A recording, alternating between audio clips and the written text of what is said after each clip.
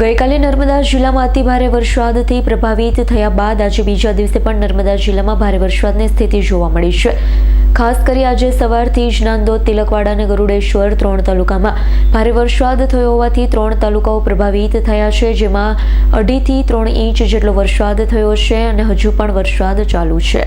નર્મદા જિલ્લાના વરસાદી આંકડા જોઈએ તો આજે સવારે છેલ્લા 4 કલાકની અંદર સૌથી વધારે વરસાદ તિલકવાડા તાલુકામાં સૌથી વધુ 99 મીમી એટલે કે 4 ઇંચ વરસાદ નોંધાયો છે, જ્યારે ગરુડેશ્વર તાલુકામાં 75 મીમી એટલે કે 3 ઇંચ, નાંદોદ તાલુકામાં 64 મીમી એટલે કે 2.5 ઇંચ, ચિગદા તાલુકામાં 13 મીમી એટલે અને ડેડિયાપાડા તાલુકામાં 9 મીમી વરસાદ નોંધાયો છે। સાગબારા તાલુકામાં સમયગાળા દરમિયાન વરસાદ નોંધાયો નથી। વહીવટીતંત્રની નજર વરસાદી અને પ્રભાવિત સ્થિતિ પર જ તેનું સતત મોનિટરિંગ થઈ રહ્યું છે।